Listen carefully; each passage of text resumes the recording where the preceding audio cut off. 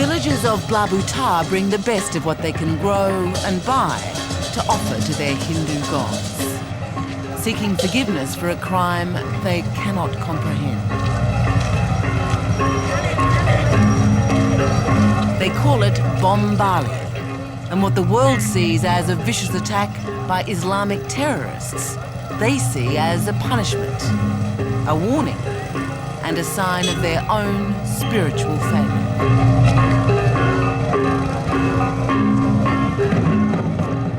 That is the time for us now to pray for forgiveness of the God, because maybe we haven't done enough during the last few years. You believe that it's a sign from the gods? Yes, I think this universe is controlled by the God, and why not us?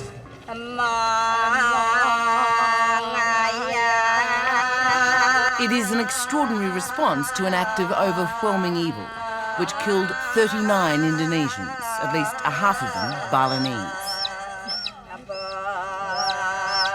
But they are convinced here that recovery will come through prayer and constant ritual. They also realise it's only the beginning.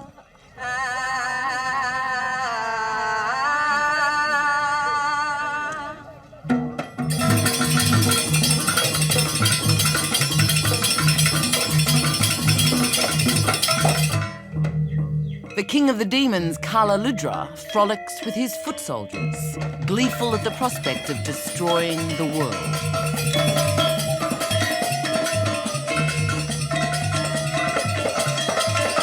In Bali, the art of the wayang puppet masters imitates a terrible true-life event. It's a way of easing the trauma, reassuring children at school and in the villages that there is evil and good in everyone, and good can triumph. In the wayang, I try use the very traditional story, but I combine with situation right now. A kid, they confused because the parent die, and somebody's come in the story and try to explain to him. Don't be sad, because they explain about a life. This life actually born, grow, die. All people will be die.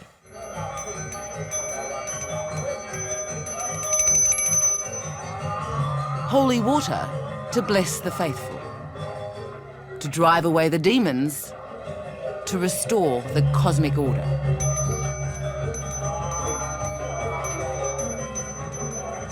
In times of trouble, it's to the high priest the Balinese traditionally turn. Part healer, part spiritual guide, the one who sees and strives to explain the big picture. Maka Bali pun menganggap bahwa itu juga sama dengan karma itu, gitu. Karena bom ini bukan terjadi di Bali saja, terjadi di seluruh dunia. Kita lihat, maka ini karma manusia seluruh dunia.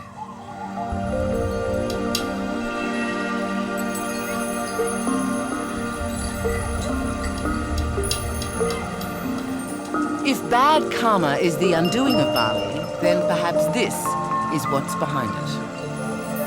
The names are familiar enough: Kuta, Sanur, Nusa Dua, a seemingly endless sprawl down the coast of what's invariably described as this tropical paradise.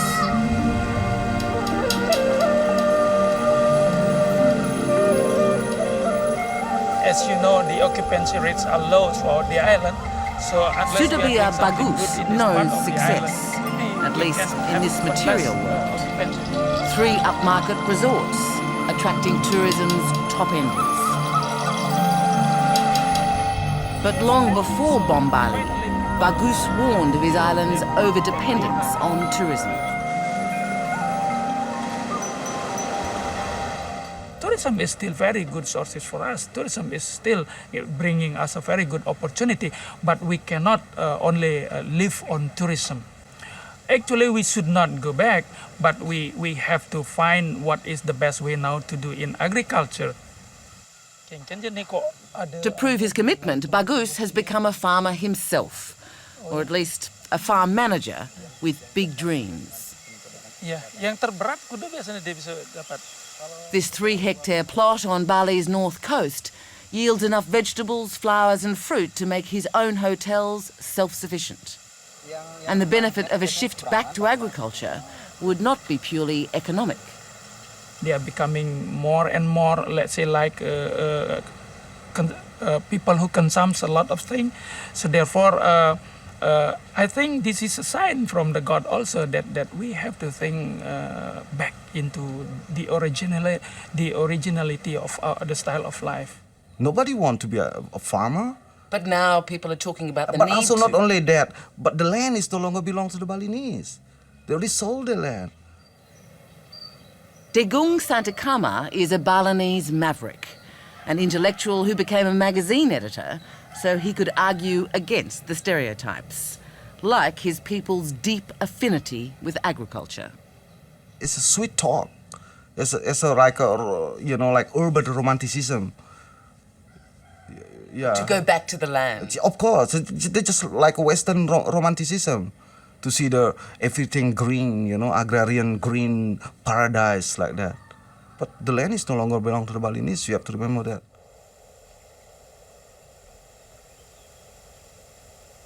Each year, some 1,000 hectares of this tiny island's farmland is bought by developers. Many are Javanese, turning the emerald rice terraces into hotels and golf courses, diverting precious water into swimming pools. And while tourism makes money for Bali, it was also Western tourists who made it a target for the bombers.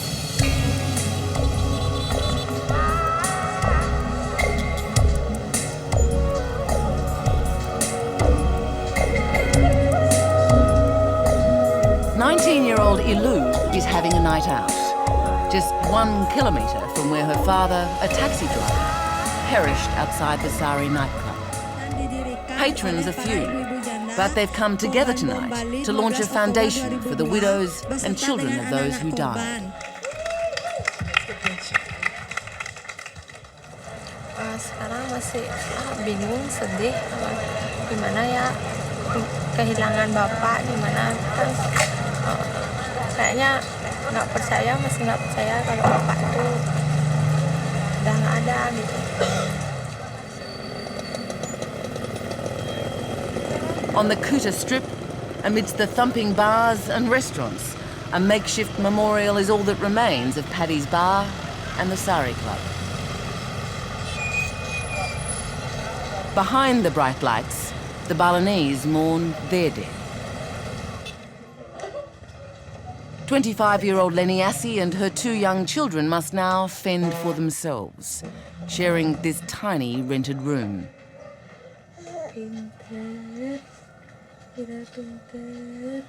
Her beloved husband, Kadek, was the sole breadwinner, a bartender who was literally blown apart by the Sari Club blast. Suami saya tuh ketemu di rumah sakit Sangla dengan bantuan orang pintar. Akhirnya suami saya ketemu dengan tanpa kepala, tanpa tangan. Terus ini badannya sampai kaki masih utuh, terbakar, hangus. Dia hanya mau lihat ini aja, mau masukin TV kan di TV Australia. In their pain, Leniasi and the other widows meet regularly to share memories, Yang jelek kan enggak, yang baik-baik aja. offer support, Enggak sampai segitu sih. Enggak sampai. and, in a very un-Balinese way, take the talking cure with one of Bali's few psychiatrists. Sekarang ngomong yang ke depan ya. Ke depan. Ke depan apa cita-citanya? Pengen kawin lagi kayak gitu. Initially, the widows, the direct bomb victims, and local people really had trouble laughing about anything. And that's a very Balinese thing, to be able to laugh about terrible things. So now when people can laugh, it's a sign of health. Cisa de Jesus is a nurse with the aid group IMC, providing both counselling and medical support to the widows. 1/3 are clinically depressed, she says. Then there are the children, dozens of them, many deeply traumatised by the loss of their fathers and the distress of their mothers. Some withdraw, others become uncontrollable. All suffer in their own way. Post-traumatic stress disorder, depression, anxiety and panic attacks, these are very Western diagnoses. Do the Balinese conform to these diagnoses? Frequently what happens is a Balinese will go and do the traditionally required ritual to try and heal the problem. Perhaps they're experiencing PTSD or depression or anxiety, and it needs to be treated medically so that we don't ignore the cultural aspects of it. In fact, we try and incorporate it into how we treat them.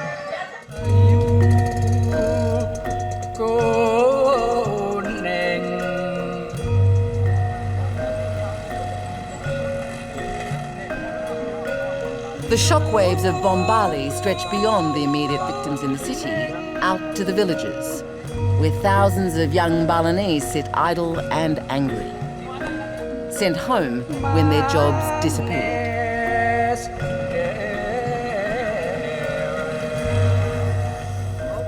I used to be a tour guide. For how long did you have that job? I was there for 2 years.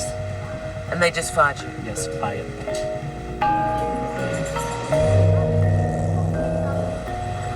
They were bartenders, pool attendants, gardeners. Now they're jobless and broke, and crime is on the increase. Because getting a lot of job, a lot of jobless, could be a security not good anymore, like steal something, people steal something from home, like a pig load or something from home. That's happening. That's happening. That's a reality. How far do the shockwaves run? To the very bottom of society. These scavengers at Ubud once earned a living culling beer and whiskey bottles from the tourists' garbage. Now, even that is denied them. They are Muslims and migrants in an overwhelmingly Hindu province. They have nowhere to turn. Tidak ada, cuma ini aja. Inilah pekerjaan terakhir bagi kita. Soalnya untuk bekerja lain membutuhkan modal yang sangat besar.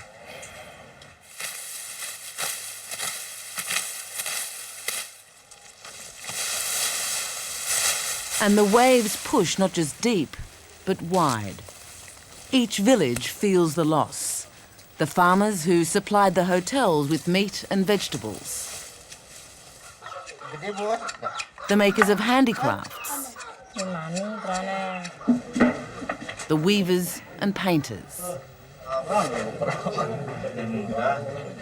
And in this quiet time, there's a growing feeling that visitors have never truly known the place anyway. Its violent history, its struggle for independence. As for the people, perhaps they became what the tourists wanted. Human postcards. That's what Bali all about. Yeah, it's really smile, and you train to smile. If you look at the tourism campaign in Bali, they call them Sabta Pesona, 7 charm. So every Balinese has to master that. You have to smile, you have to be friendly, you have to be neat, you have to be clean, you have to be memorable. Become ambassador of your own culture. That's what, as a result of tourism, that's what Balinese do.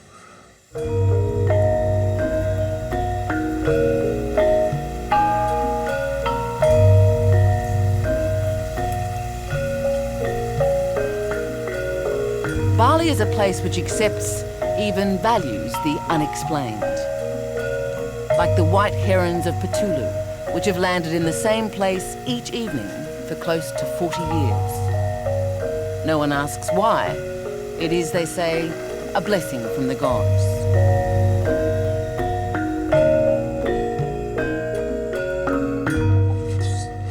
Leniasi has no explanation for her daughter, Rika, when she calls at night for her father.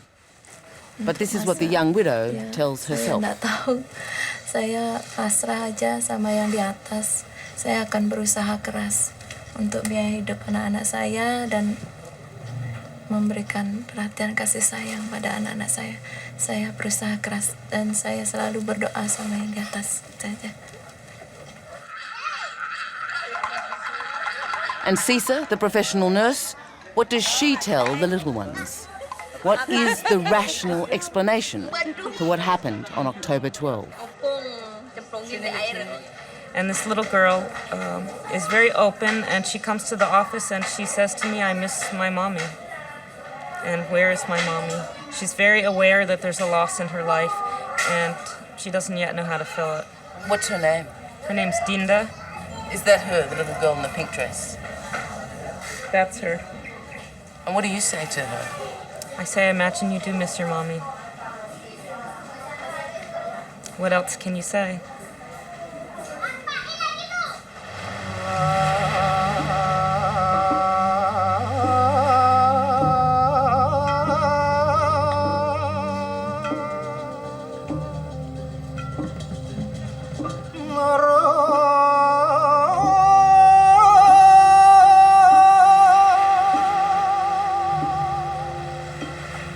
As Bali's shadow puppeteers tell the story, the demons have destroyed the forest with anger and uncontrolled emotions.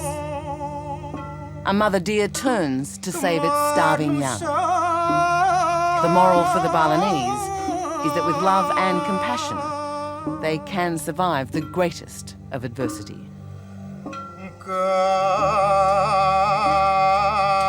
Serapa